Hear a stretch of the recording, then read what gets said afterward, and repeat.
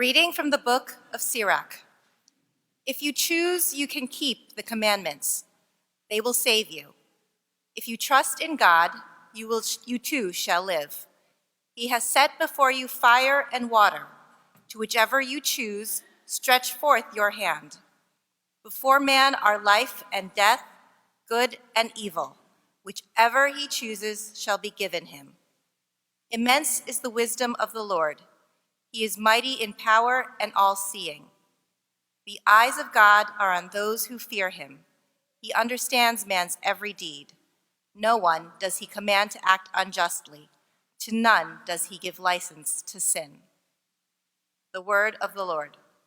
Thanks be to God.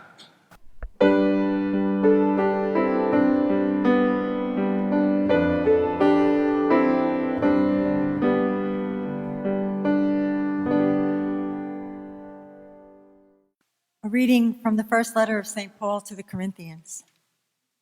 Brothers and sisters, we speak a wisdom to those who are mature, not a wisdom of this age, nor of the rulers of this age who are passing away. Rather, we speak God's wisdom, mysterious, hidden, which God predetermined before the ages for our glory, and which none of the rulers of this age knew. For if they had known it, they would not have crucified the Lord of glory. But as it is written, what eye has not seen, and ear has not heard, and what has not entered the human heart, what God has prepared for those who love him, this God has revealed to us through the Spirit. For the Spirit scrutinizes everything, even the depths of God. The word of the Lord. Thanks be to God.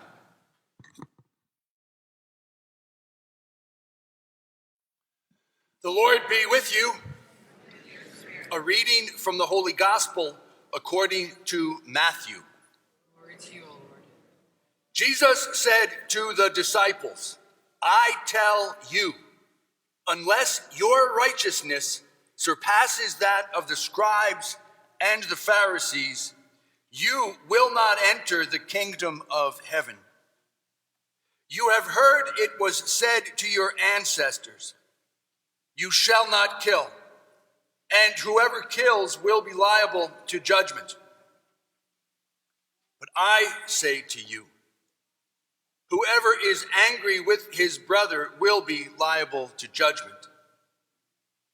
You have heard it was said, you shall not commit adultery, but I say to you, everyone who looks at a woman with lust has already committed adultery with her in his heart.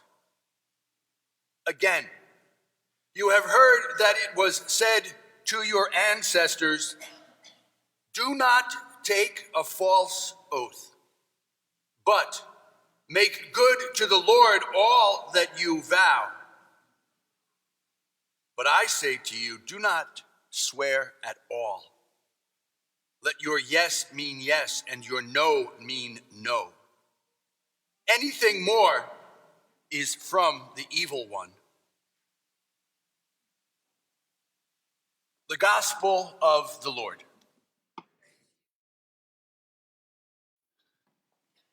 There is a lot of substance to that old adage, the claim that our parents get smarter as we get older, right? That the more that we live and learn and take in life, the more we realize that was a smart thing they said way back when, right? So there's that curve. It's got a funny shape to it. It's that curve of confidence in parents' omniscience. And it goes up. We believe more and more and more. From the time we're born, until we make about our first communion, and then it continues to grow, but not quite so much. And then you get to about confirmation stage, 6th grade, 8th grade, somewhere in there, and it starts to flatten out, maybe go down a little bit. And my gosh, my parents I need to instruct them in the ways of good parenthood, right? And then you get that all-important inflection point later on in life. Usually it happens the first time a young person has to pay income tax. And all of a sudden, they realize that their parents really do know a lot, huh? But we go through those phases in the middle of, well, maybe they don't know so much, or maybe they do. One of those things that made me wonder, what's our mom talking about here? What's the big point? It was a summer when there was an experiment going on, and everybody had to take a different piece of caring for the yard at the house where we grew up. And so the big kids, they got to drive the sit-down mowers, and one got to sit in, one of them was in charge of the front yard, and one of them was in charge of the backyard, and there was a septic tank over on the side, and that was like no man's land, because inevitably, whether you were driving the tractor or the old sulky, remember the old those old mowers, the real mowers with the chairs hooked on the back and you ride around. It was going to sink in the mud. It was going to be an awful experience. So somebody got the front, somebody got the back. Then the days before weed whackers, remember you'd get the Toro mowers, the push ones, and you try to get up next to the tree and you're taking off half the bark at the bottom of the tree, right? So then some other kids would get that. And then for some reason it befell the little kids, Jamie and me, that summer. Judith was exempt. Don't ask me why. She was a year and a half old. She could have been pulling weeds. So we get the big patches of plants at the entrance to at the end of the driveway, right? I think I was on one side and he was on the other side. And they were pretty big, not that big, but big enough. And Mom explained to us, now listen, I just want to encourage you that you want to pull those weeds out by the roots, right? You don't want to just pull them off at ground level, because you're going to have to do it again in about 3 days. And you can do that if you want to, but your job is to keep that place looking good.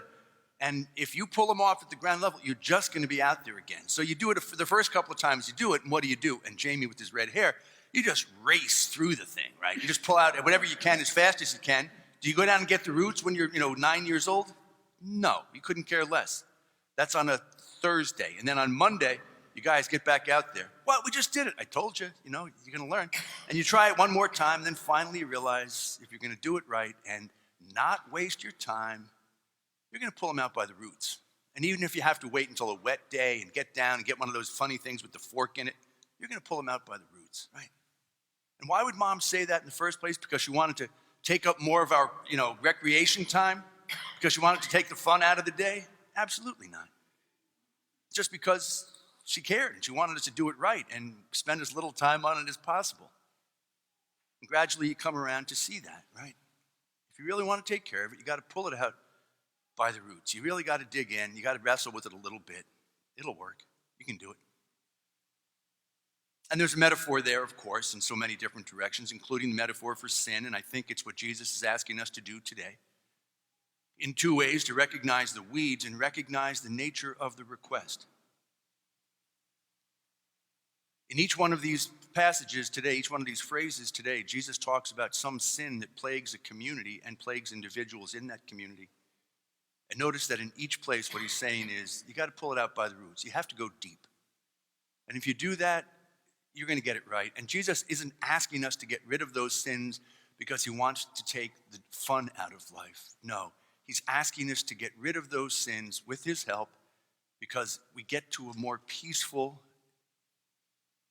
a better, a more tranquil, a more faith-filled, a more hope-filled life when we pull out those sins. But first notice the context in which Jesus says all this in chapter 5 of Matthew's gospel. So this is part of the Sermon on the Mount. It begins with, blessed are the peacemakers, and blessed are the poor of heart, and blessed are the poor in spirit, and all that, right? So we get all the blesseds, and then we switch over to this section called the antitheses. The antitheses, where Jesus says, you've heard it said that, but I say that. And you've heard it said this, but I say this. And you've heard that, but I say this. Now, some would say that what Jesus was trying to do was to displace the old law, to displace the old way. Well, take a careful look. He's not doing that. What he's asking people to do is to go a little bit further down, to go deep. Not just to go through the motions, not just to do what's required, but to do what's inspired, and that is to go way down deep. In each of these antitheses, really the invitation is, in the 3 that we hear today and in the others, get more serious about it. Don't just go through the motions. Really give yourself to it. Treat it as an inspired task, not just a required task. And so today we hear about murder, adultery, and oaths. And we got to get rid of those. But we don't want to just knock off the observable behavior, that is, pull the weeds out at ground level. No, we want to go way down. And today, let's just look at one of them, in the question about murder. Jesus is saying, okay, now you got to quit. You can't kill anybody. Okay, check. I didn't do that today. My guess is that I think it's a pretty safe bet. Nobody else has done that today either, right? Okay, good. But he's saying that's not enough. What you got to do is go down and look at what leads to killing. And what leads to killing is anger. And so sometimes that root of anger gives rise to murder, and sometimes it gives rise to other things. But what you got to do is get rid of that root way down deep altogether. Whatever it is that gives rise to the murder gives rise to other things that you don't want, other forms of that weed in your life, and you surely don't want to go down the killing road, which, of course, we don't want to do that. But let's not just go through the motions, treat it as if that's a required thing. Let's go down to the spirit of it. Let's go down to the inspiration. Let's go down to the real task. And to raise the question, gosh, okay, if that's a big thing in my life these days, where's the anger coming from? And how can I deal with that? Just using anger as the example. It could have been any one of these 3 or any one of the 6 or any one of the 10 commandments. But to go down, dig deep. So if I'm getting angry at people, or if I'm angry at this one all the time, or what was that movie where it said, don't pay attention to her, she's just been in a bad mood for the last 40 years. If I get into that rut, what's getting me there? And can I ask the questions about, Lord, please help me? Inevitably, when there's anger, there's an experience of sadness and loss, and Jesus wants to meet us in that. By the time we get to anger, it's a little bit late for him to intervene because we're all revved up. But at any rate, he's asking us to go down and to look at what's underneath the thing that's prohibited, in this case, killing. And so it is look underneath that question of adultery, and look underneath that question of false oaths, and look underneath all the others, and notice what it is that leads you to that, and work on that. Don't just do the required thing of eliminating the observed behavior. Do the inspired thing of going down deep. It's more work, but it's going to save you time. It's going to save you effort. It's going to fill your faith. It's going to feed your heart. And that is the question. Why does Jesus ask us to do those things? Why is he so deliberate and so clear about, you got to dig deep, friends? Well, it's consistent with his call in the other readings for us to be at peace and at true happiness, and to know the peace that comes with connection to Christ, right? And realizing that some of the choices I make give me a sense of disconnection. But notice that call to peace and that call to deeper tranquility. In the first reading, we hear from the book of Sirach. That was written around the year 180 BC, but what it's doing is quoting Moses in Deuteronomy from many centuries before. When the people came up from Egypt and in through the wandering in the desert, and then were ready to enter the promised land, remember Moses gives this great big farewell speech, and in it he says, I put before you life and death. Choose life, right? And so now the author of this book is saying the same thing, but he's saying it for people who are going to be going into the ministry. And he's giving a speech to people who are going into the ministry. And he's saying, listen, the Lord is taking your choices very seriously. Whatever you choose is what you're going to get. You can choose life or you can choose death. You can choose peace or you can choose turmoil.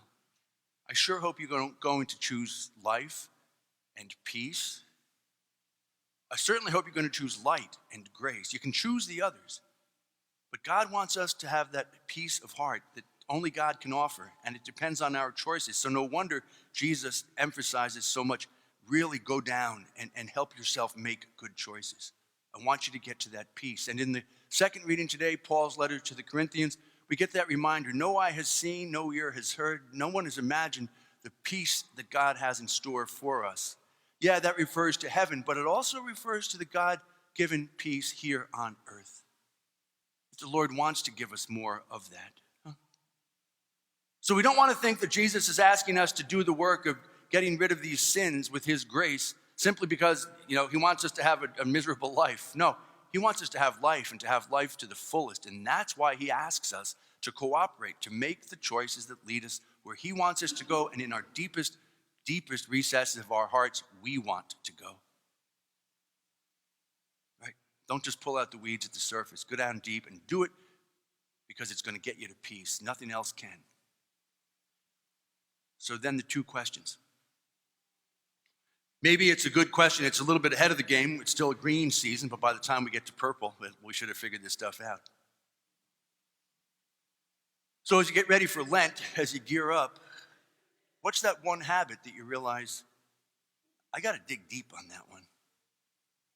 Because I make the same choice over and over and over again, and it never has, it never will, and it doesn't now lead me to the peace that I really seek. It could be a habit of speech. It could be a habit of conversation. It could be a habit of in certain relationships. It could be a habit involved in work, or the way you take care of yourself physically, or the way you take care of yourself spiritually, or the way that you spend your life as priest, prophet, king, as a person of prayer, as a person of service, as a person who builds up the community.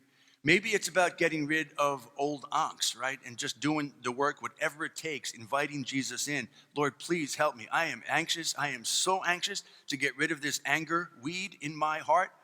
But I need your help, Lord. I need to know where it's coming from. And even if I can't name it specifically, Lord, I just need for you to help me pull it out. Maybe it's one of the big three today. Maybe it's anger. Maybe it's lust. Maybe it's making a big fuss out of small things. Maybe it's making a lot of noise when a lot of noise isn't appropriate. Friends, it could be 101 things. If you're in school, it could be the way you approach your studies. It could be the way you engage your classmates. It could be the way that you participate in your sport. It could be the way that you use the computer. It could be a really big deal with the computer. Lord, I know this isn't right. Let me get over it. Help me, please. And help me to dig it out way down deep, not just at the surface. The second thing, after you kind of get a handle on what's that thing where the Lord is nudging you, that's the habit that you want to use, you want to get rid of this Lent, and use Lent as an excuse to dig down and do some weeding. And the second thing is, before you go down and grab onto that weed for the first time, are you clear about Jesus standing in front of you and saying, I'm asking you to do this because it leads you to peace. I'm not asking you to do this because it takes the fun out of life. How many times have you made this choice and ended up in a miserable state of heart and soul? I'm asking you to do it a little bit differently. So what is that urge that the Lord has put into your soul, that one weed that you really want to pull out, that habitual weed, and you want to get rid of it in a way that you have never gotten rid of it before? And it involves other people, it involves prayer, it involves all that. What's that weed? And the second thing, can you hear Jesus saying, I want you to get rid of it only because it takes you to the place where I want you to be. It's not torture or punishment for its own sake at all. It leads you to peace, and you know it.